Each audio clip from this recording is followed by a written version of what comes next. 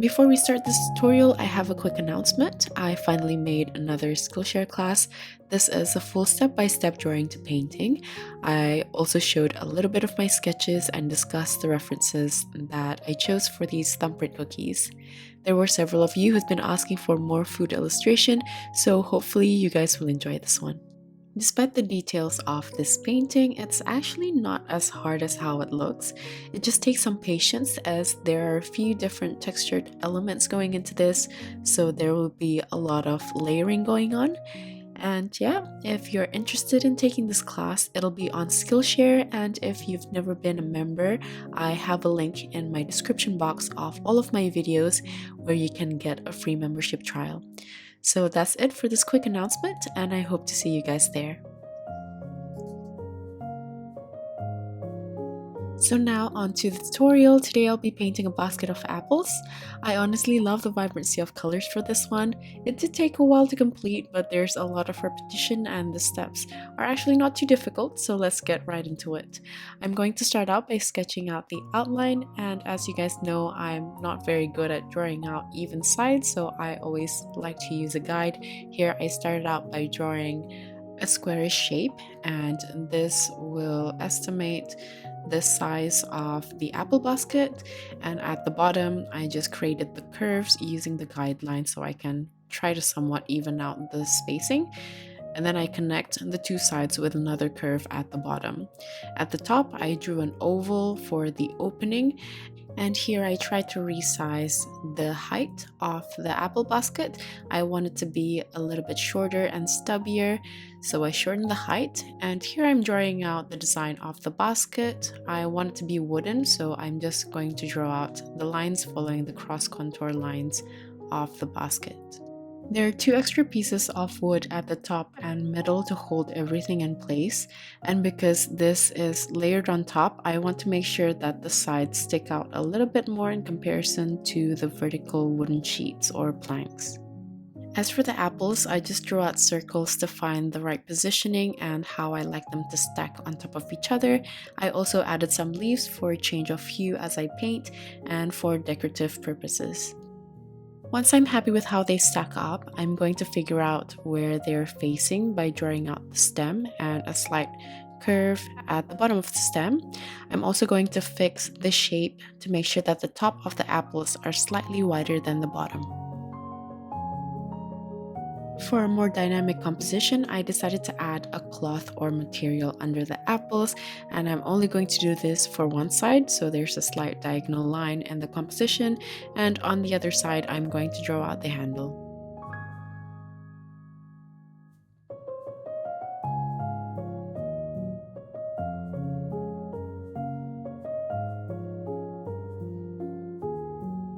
As extra detail to the basket, I'm going to add studs to keep all the wood in place.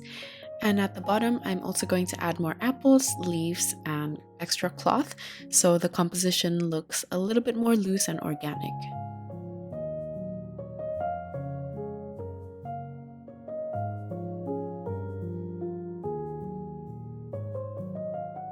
I'm going to try a different approach here. After I finish drawing the pencil outline, I'm going to use my Sakura Micron pen to outline it before I paint it.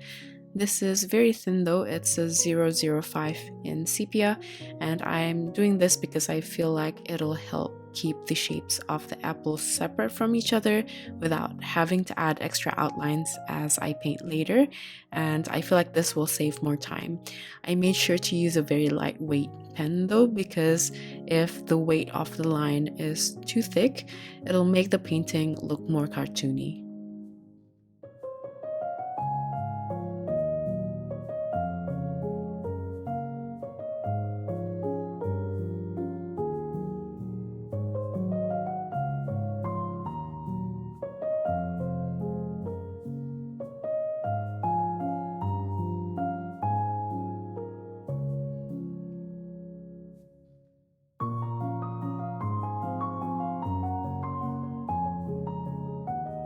Once I'm done with the pen outline, I want to erase all the extra pencil marks to make it nice and clean. And before we paint, let me go over the colors I'll be using. Sap Green by Holbein, New Gamboge by Daniel Smith, Vermilion by Holbein, Yellow Ochre by Holbein, Crimson Lake by Holbein, Indigo by Schmincke, Sepia by Holbein, and I'm also going to use Bleed Proof White by Dr. P.H. Martens. Let's begin to paint. I'm going to start with this first apple as a trial for colors and the method of painting. I used New Gamboge with Vermilion, and while the surface is still wet, I added some Crimson Lake, but I realized that the area is a bit too small for me to add 3 colors all at once. So for the next apple, I decided to stick with 2 colors first. I used a base color of New Gamboge in a medium to thin consistency, and while I paint, I also left out some negative space for the highlights following the curvature of the apple. While the surface is still wet, I dot in some vermilion, and this is the method that I'm going to use to paint the base color for all the apples. While doing this, I want to make sure that the load on my brush is very light, so the paint won't drip and puddle everywhere considering we're painting on a small area. And I want to make sure that when I'm dotting in the vermilion, I'm leaving out a bit of space for the yellow. If not, the vermilion will just end up covering all of the yellow areas completely since it will travel across the wet surface. This is why it's very important to use a light brush load so the surface area won't be overly wet. If the surface is too wet, the paint will travel faster and it will become less controllable. If you accidentally create a puddle, I would suggest for you to take it off completely with tissue and repaint it instead of trying to let it dry, because it'll take too long if the paper is completely soaked. Or you can also use tissue and dry it completely with a hair dryer before painting on it again.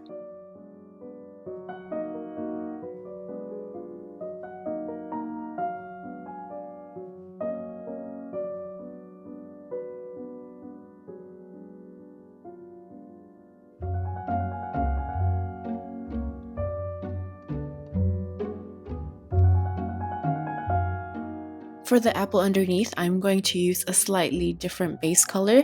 For the yellow, I mixed it with a bit of sepia to darken it and mute the color slightly. As for the vermilion, I added sepia and crimson lake to the vermilion to create an even darker red. As you can see, there are some gaps between the apples. For that, I'm going to use the same dark red mix in a thick consistency.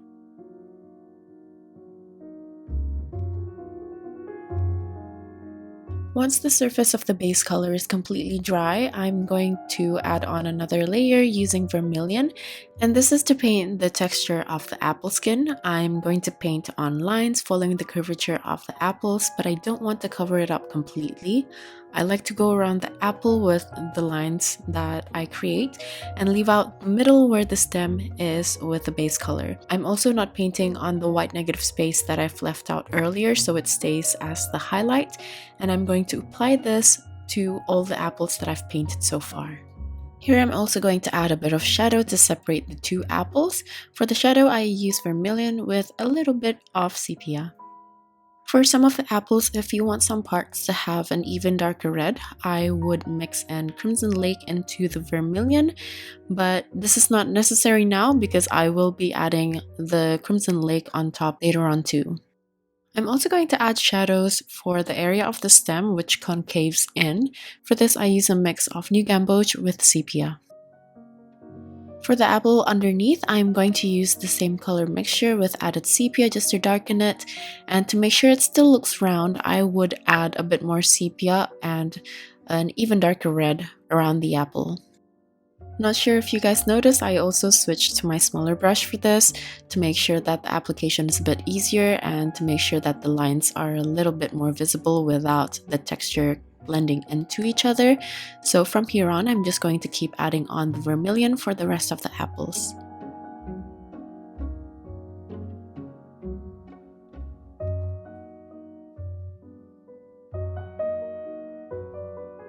The apple that I'm painting right here looks kind of flat, so I want to define the shape a little bit further, and for this I used the same dark red mix to paint around the sides and make it look a little bit more round. After I have the second layer down, I want to separate the apples because they're looking quite flat.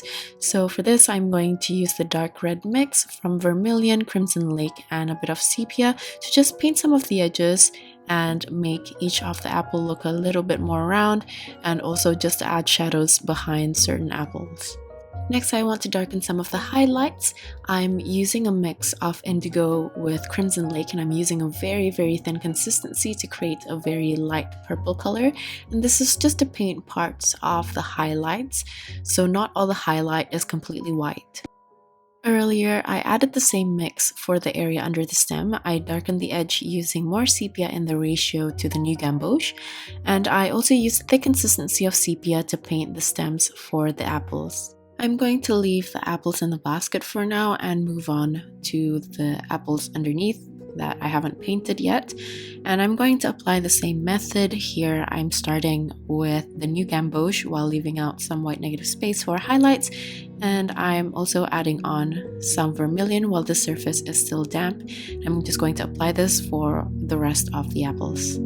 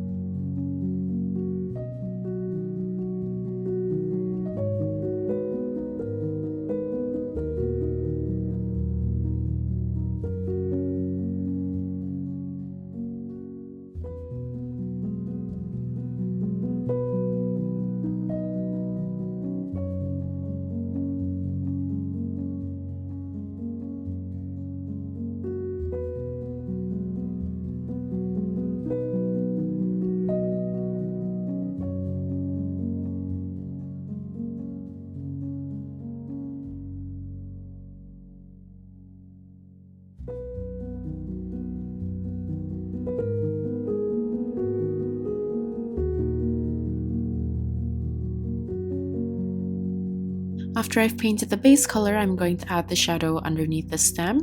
I'm going to use the same color from New Gamboge and Sepia, and then I'm going to soften the edges using a clean damp brush. To create a little bit more depth, I'm also going to add a slightly thicker consistency of the same color with added sepia to just darken it. And I'm going to apply this right at the bottom of the stem so the bottom looks a little bit darker and there's a slight gradation going outwards.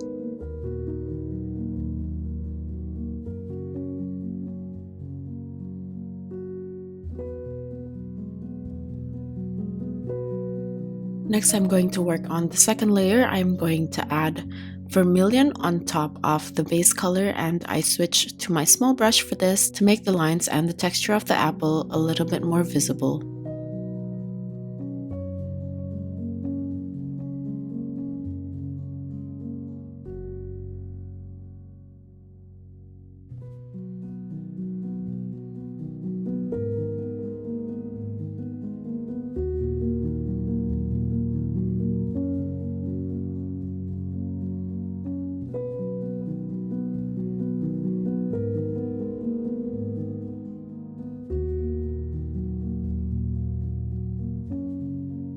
Because we are painting on a completely dry surface, sometimes the edges of the lines might be a little bit too sharp, like what I'm painting on this apple right here. So to soften it, I would just use a clean damp brush and blend everything together. But even as I blend, I don't want to blend them completely. I still want the texture to be visible. Here I'm adding a bit more red with more Crimson Lake this time for a slight change in tone.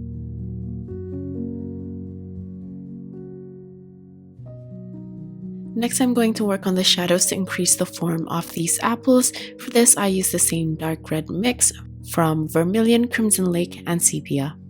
I'm painting the shadows if an apple is behind another apple or behind a certain object like the cloth. I also like to add some shadows for the area underneath each apple so the bottom looks rounded.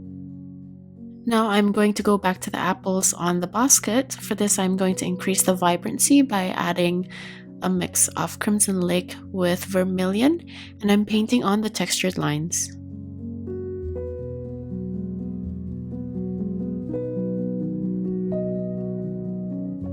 After that, I'm going to move back to the apples underneath. For this, I'm going to add on the highlighted color from a mix of indigo and crimson lake in a very thin consistency. Just like before, I'm painting this for parts of the highlights while leaving some areas of the highest highlights completely white.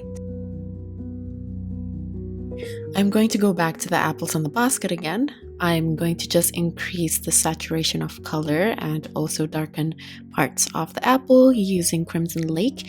And at the same time, I also want to work on the shadows to make the form a little bit more defined.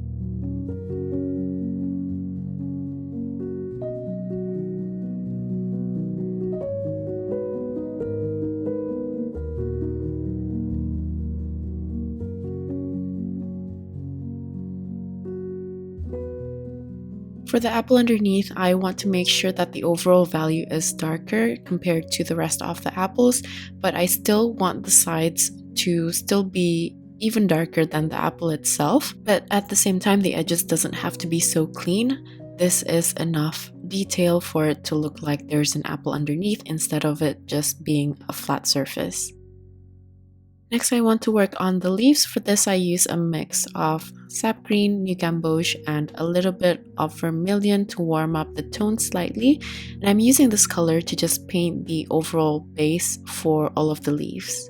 To paint this, I switched back to my large brush. I intentionally did this because I want the color to somewhat puddle up in certain areas, so the base color is a little bit uneven. I'm going to make another tone of green, which is darker. For this, I use a mix of sap green, sepia, and a little bit of vermilion. I'm going to use this to paint the darker areas of the leaves, like the folds, or if I want the fold to be lighter, I would use this darker green to paint underneath the folds. For the details of the leaves, like the midrib and the veins, I like to mix between the two tones of green and use a thinner consistency so the details are not too overly defined.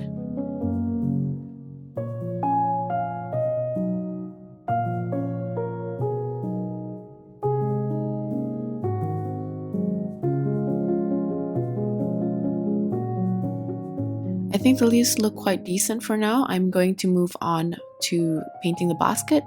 For this, I added yellow ochre and new gamboge to the pile of red from vermilion that I had on my palette.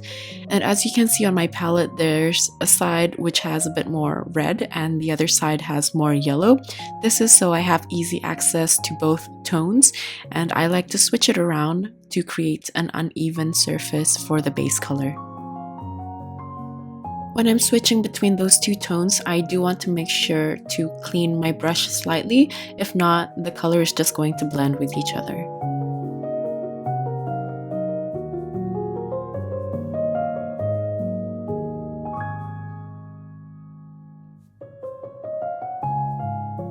I'm also going to do the same for the bottom part of the basket.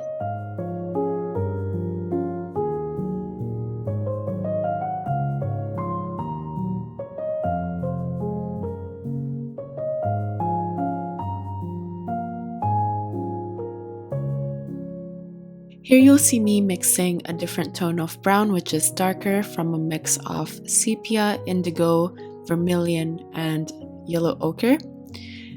That's going to be for the horizontal wood, but for the handle, I went back in to the light brown mix. Just like before, I like to separate the brown tone so it's easily accessible for me. On the left, you'll see a more muted dark brown, which has more indigo in the mix. At the top, the dark brown has a little bit more red, and at the bottom is the light brown. I like to switch between these colors to create the uneven surface, just like before. But overall, I want the horizontal wood to be darker in comparison to the vertical wooden board. While the surface is still slightly damp, sometimes I like to add horizontal lines following the curvature of the wood with a dark brown mix, and this is just to create extra texture.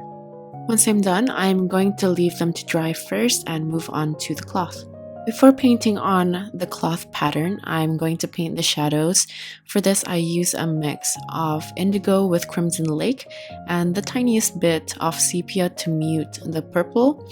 And I'm going to use this to paint on the shadows on the folds for both the cloth in the basket as well as the one under the basket.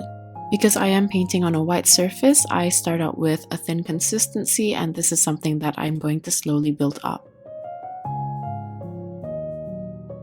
I'm also going to use the same gray for the metal handle, and I started out by using a slightly thicker consistency right under the cloth, and then I pulled the rest of the color to paint the rest of the handle. I also used this gray to paint the studs or the nails to keep the wooden board in place, and after that I'm going to paint on the pattern of the cloth.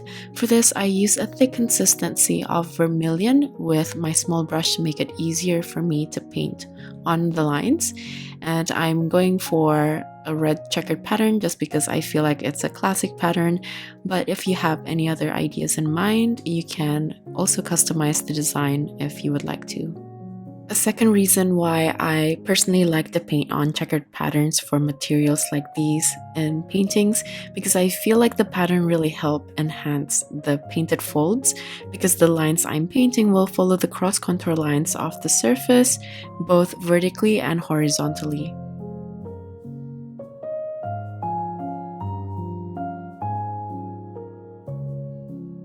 Once I've covered the whole area with the pattern, I'm going to move back to the basket. For this, I use the dark brown mix to paint in between the wooden boards, and I'm going to follow this up by adding a subtle wooden texture using a mid-tone brown that I have on my palette. You can mix the dark brown and the light brown mix. Personally, I like to still switch between the tones, and here I'm using a medium to light consistency just to glaze on top of the base color. For the texture itself, I like to paint horizontally on the horizontal wooden boards and vertically for the vertical wooden boards while following the curvature of the surface.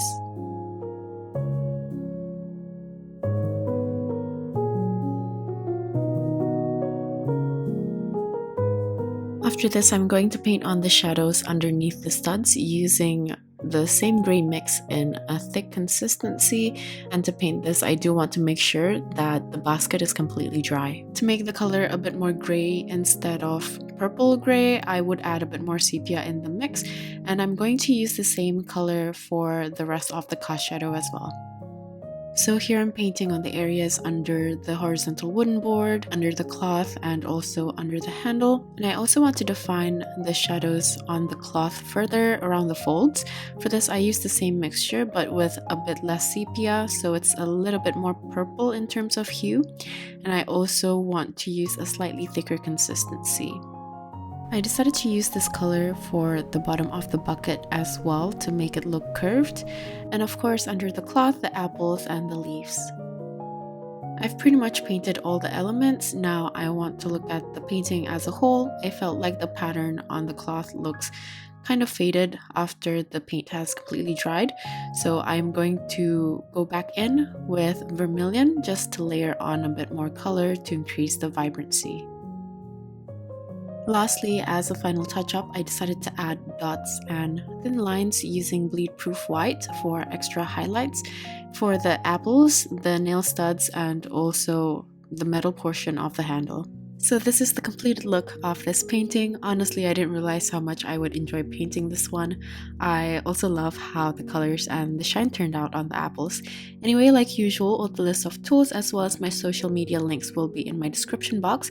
I will also have the outline available in my coffee shop. If you guys are still here, thank you so much for watching till the end, and I'll see you at the next one. Bye!